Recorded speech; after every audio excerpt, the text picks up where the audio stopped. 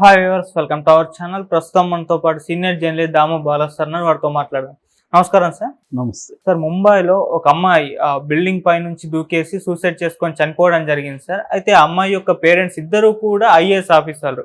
So ఇద్దరు అంత educational family నుంచి వచ్చినా కూడా అమ్మాయి సూసైడ్ చేసుకోవడానికి గల కారణాలు ఏంటి? నిన్న ఎర్లీ మార్నింగ్ 4 గంటలకి ముంబైలో అక్కడ ముంబై సెక్రటేరియట్ దగ్గరలో ఉండే సురుచి అపార్ట్మెంట్లో 10th ఫ్లోర్ నుంచి లిపి రస్తోగి అనే ఒక అమ్మాయి, 27 ఏళ్ళ అమ్మాయికి, ఆ అమ్మాయి 10th ఫ్లోర్ నుంచి కిందకి దూకేసింది, కింద పడిపోయింది. దాంతో అక్కడ వాచ్మెన్ వాళ్ళు చూసి చెప్తే ఆ అమ్మాయిని హాస్పిటల్కి తీసుకెళ్లారు. హాస్పిటల్లో చనిపోయింది అమ్మాయి.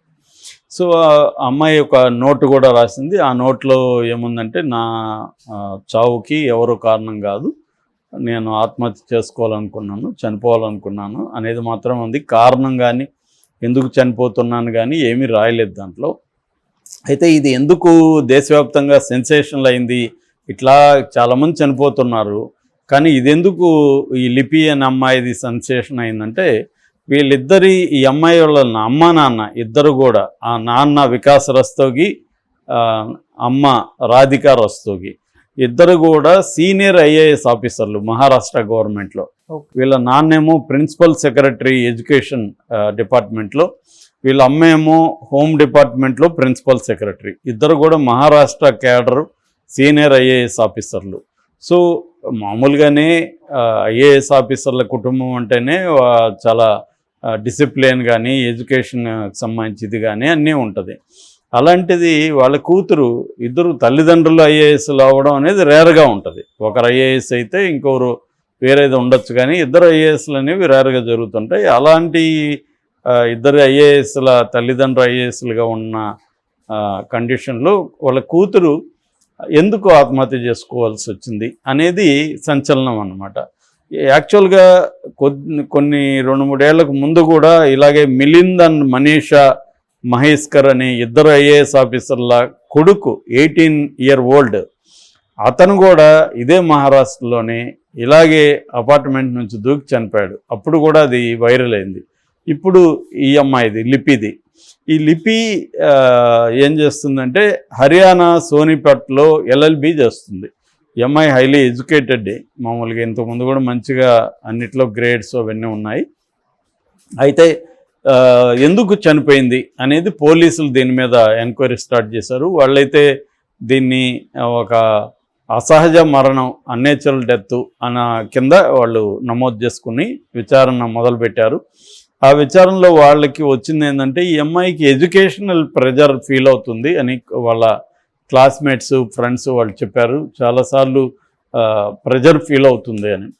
అంటే మామూలుగా జనరల్గా ఇట్లా ఐఏఎస్లు లేకపోతే హైలీ ఎడ్యుకేటెడ్ ఫ్యామిలీస్లో ఉన్న పిల్లలకి జనరల్గా 2 రకాలుగా ఉంటుంది. ఒకటి, ఆ పిల్లలు కూడా ఐఏఎస్లో లేకపోతే హయ్యర్ ఎడ్యుకేషన్, మెడిసిను లేకపోతే మంచి ఐఐటి లాంటి దాంట్లోకి వెళ్ళడము, లేదు హ్యుమానిటీస్ అంటే ఎకనామిక్స్ లేకపోతే ఇట్లాంటి సబ్జెక్ట్స్ తీసుకొని వేరే దేశాలకు వెళ్ళి చదవడము, MBAలు చదవడం, ఈ స్థాయిలో ఏదో ఒక దాంట్లో హయ్యర్ దీంట్లోకి వెళ్తారు. ఎందుకంటే వాళ్ళకి చిన్నప్పటి నుంచి కూడా ఐఏఎస్లు ఇలాంటి వాళ్ళు ఏంటంటే ప్రాపర్ గైడెన్స్ ఇస్తారు, వాళ్ళకి ఎలా ట్రైన్ చేయాలి పిల్లల్ని, ఎడ్యుకేషన్ ఎలా అందించాలి, ఏది బెస్ట్ ఎడ్యుకేషన్ ఇన్స్టిట్యూట్స్, ఇవన్నీ వాళ్ళకి ఐడియా ఉంటుంది.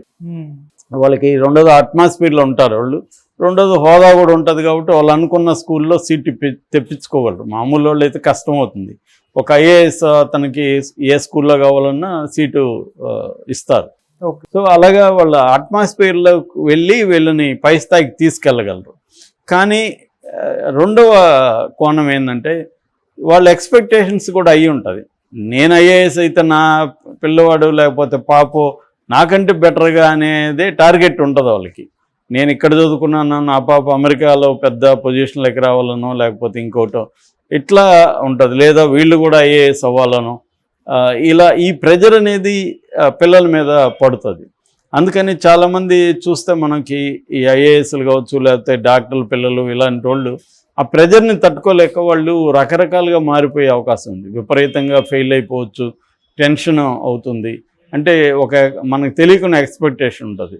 ఇప్పుడు స్టీఫెన్ కోవే అనే ఒక పర్సనాలిటీ బుక్స్ రాసి ఆయన ఉన్నాడు, పర్సనాలిటీ డెవలప్మెంట్. ఆయన 7 habits of highly effective people రాశాడు. దాని తర్వాత 8th habit of highly effective people. అందులో ముందు మాటలో ఆయన చెప్పింది ఏంటంటే వాళ్ళ కొడుకు ఫెయిల్ అవుతా ఉన్నాడు స్కూల్లో, సరిగ్గా లేదు, బాగా డిప్రెషన్లోకి వెళ్తా ఉన్నాడు. వీళ్ళు తల్లిదండ్రి అతన్ని కూర్చోబెట్టుకొని నువ్వేమీ ర్యాంకులు సాధించాల్సిన అవసరం లేదు, నువ్వు పాస్ అవసరం లేదు, నువ్వు కంఫర్టబుల్గా నీ స్థాయికి తగినట్టు నువ్వు ఉండు, మేమేం పట్టించుకోము, నువ్వేమీ టెన్షన్ ఫీల్ అవ్వద్దని చెప్పారంట.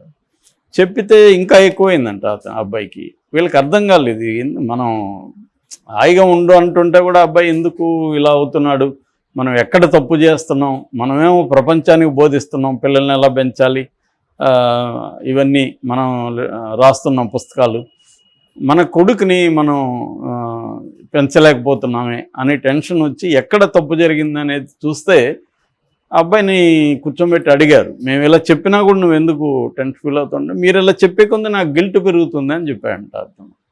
ఎందుకంటే నువ్వు ఇప్పుడు మన మామూలుగా జిజక్ అనే ఫిలాసఫర్ కూడా ఒకసారి ఏమంటాడంటే, ఇప్పుడు ఎవరో ఫర్ ఎగ్జాంపుల్ నా కొడుకున్నాడు అనుకో, మా ఫాదర్కి ఏదో హెల్త్ బాగలేదు, ఒరే నువ్వు వెళ్ళి తాతను చూసి రారా, లేకపోతే అన్నాను అనుకో, నేను పోను అంటాడు అనుకో, పోకపోతే కాళ్ళు ఇంచేస్తాను, ఏమనుకుండా తమాష చేస్తున్నావా, మోసుకొని ఇల్లు అని మాట్లాడితే వాడికి గిల్ట్ ఉండదు. అట్లా కాకుండా నీ ఇష్టం, నువ్వు పోవాలనుకుంటే వెళ్ళు, లేదంటే లేదు, కానీ తాతకి నువ్వు అంటే చాలా పంచి ప్రాణాలు రా.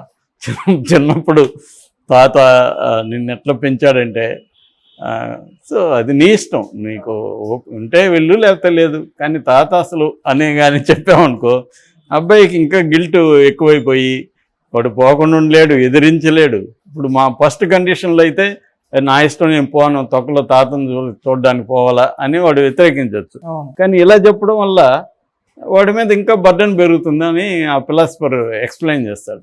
అలా అదే విధంగా ఈ కోవే కూడా తన ప్రెజరు మనం తెలియకుండానే అబ్బాయిలో గిల్ట్ పెంచుతున్నాం, ప్రెజర్ పెంచుతున్నాం అనేది అర్థమైనాక వాళ్ళు దాన్ని అబ్బాయిని డీల్ చేశారు.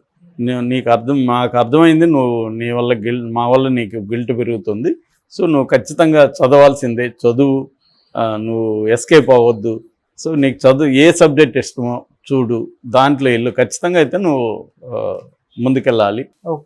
అంతేగాని మేము కంఫర్టబుల్ అని మేము బాధపడుతున్నాము, కానీ నువ్వు బాధపడకూడదని మేము ఇలా చెప్తున్నాం అనేది నువ్వు అర్థం చేసుకుంటున్నావు, అది కాదని మళ్ళీ వాళ్ళు అతన్ని మార్చడానికి కొంత టైం తీసుకొని చేర్చారు.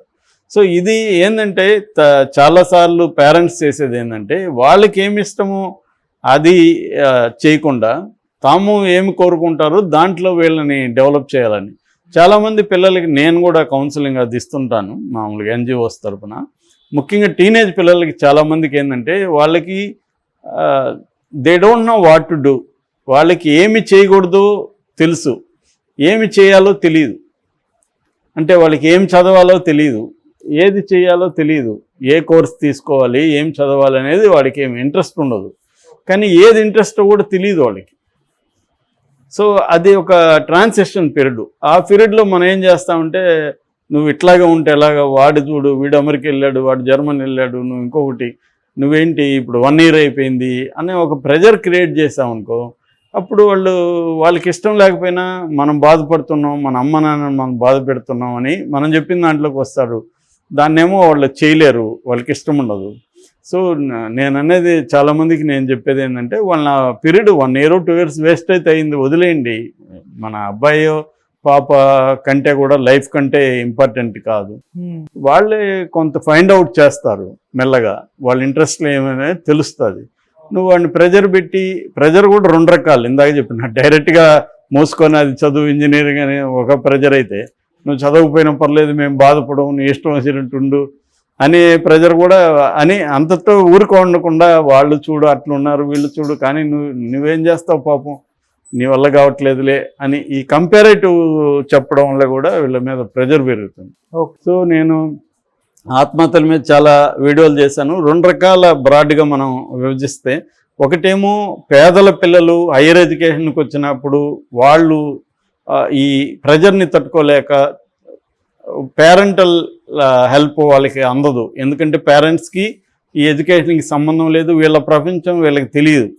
సో ఇలాగా చాలా ఆత్మహత్యలు ఎక్కువ జరిగేది ఇలాంటి ఆత్మహత్యలు. రెండో రకం బాగా డబ్బు ఎడ్యుకేషను ఉన్న ఫ్యామిలీలో ఉన్న పిల్లలు కూడా ఆత్మహత్య చేసుకుంటున్నారు. దాన్ని మీట్ చేయడానికి వాళ్ళు ట్రై చేసే క్రమంలో వాళ్ళు ఫెయిల్ అవుతారు. ఆ ఫెయిల్యూర్ని వాళ్ళు భరించలేక ఆత్మహత్య చేసుకుంటారు. సేమ్ కేసు లిపిది కూడా. లిపి తన తల్లిదండ్రుల యార్డ్ స్టిక్ ఏదైతే ఉందో దాన్ని రీచ్ కాలేక, ఆ ప్రెజర్ని తట్టుకోలేక ఆ అమ్మాయి ఆత్మహత్య చేసుకుంది. Okay sir, thank you so much sir.